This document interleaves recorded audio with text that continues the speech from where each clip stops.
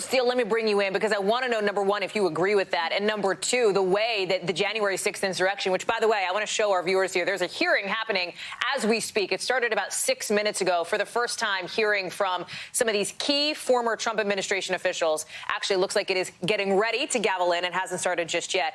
But, Michael, this is all related, right? You can't tease apart, obviously, what's happening with Congresswoman Cheney, with the lie that former President Trump is continuing to push, even as he this morning comes out, Michael, and calls her a horrible human being, calls her a warmonger, et cetera, in this new statement a couple of minutes ago.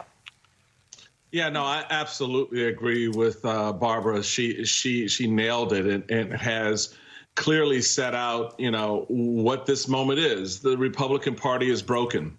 And Donald Trump is sitting down there in Mar-a-Lago like Jabba the Hutt, thinking that he and his minions have yoked up Liz Cheney. What they've done is they've freed her up.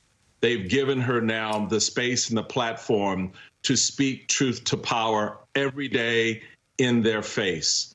And there ain't nothing they can do about it. They can't laud the leadership position over her. They can't laud the fact that she's a Republican from Wyoming because they're trying to unseat her in Wyoming. She is the most freed politician, therefore the most dangerous politician for the Republican Party in Washington.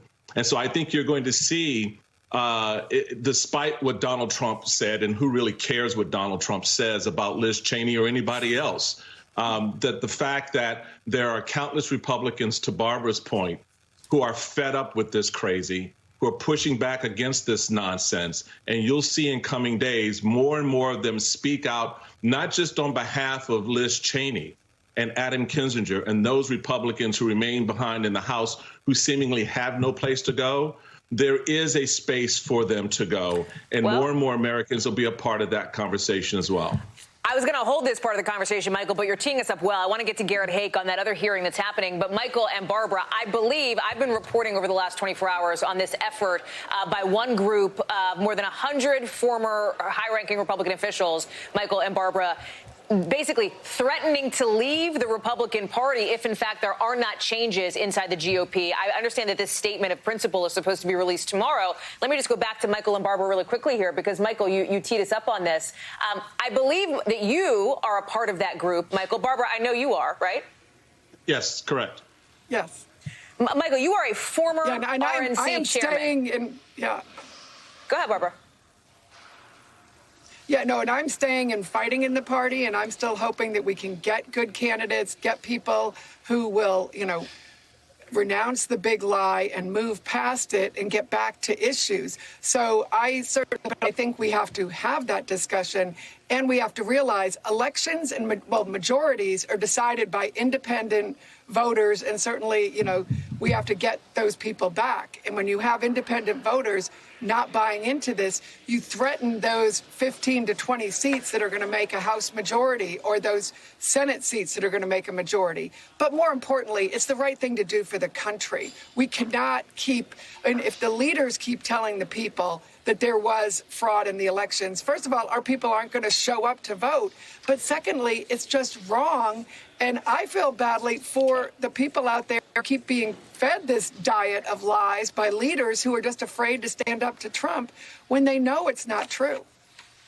Michael, I'm old enough to remember the, Never Trump movement back in the spring of 2016 that really didn't have much of an impact back then. This seems to be a more organized, more well-organized effort, at least preliminarily at this point. Can you talk about what the path forward is for you and how it relates to what we're seeing inside the House GOP conference right now, where, by the way, Elise Stefanik is already running, officially to replace Liz Cheney here, despite the fact that she has voted less in line with Trump policies than Liz Cheney did.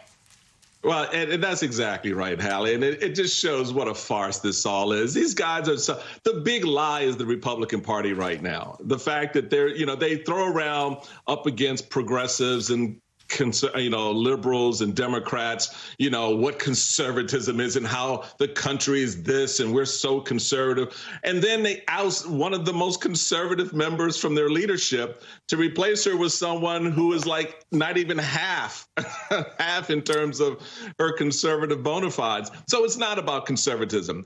Actually, in one sense, it's about the denigration and the malfunction of conservatism in the hands of these individuals. And so Barbara's exactly right. I ain't going anywhere. I'm standing with Barbara Comstock and countless other Republicans to try to fix this stupid inside the party. And I know if you for a can't, fact, though, are you going to leave? Like, what are you going to do if you can't? Like, you ran the RNC. Like, that wasn't that long ago, right? That's a road ahead. I'm right here at this point. That may be 2 or 3 stops down. We'll see where we go. But you got to put the work in, Hallie. That's the key thing. Okay. For those of us who've been in this vineyard for as long as we have, I remember working with Barbara Comstock when she wasn't a member of Congress, when she was working in the vineyard like the rest of us, trying to put out those values and those principles in her state of Virginia, me in my state of Maryland, right? So that has not changed. There are those of us who still believe in those things and want to promote those. As Democrats, as the president himself has said, it is important to have a viable governing Republican Party. So we need that competition. Right now, there is no competition. It's a sycophantic oath to one person, as exhibited by Kevin McCarthy and his leadership in the House. And that's what we're trying to push back against. Congresswoman Comstock, I know you have to go. You've been generous with your time this morning. Thank you. Michael Steele, thank you. I actually want to bring in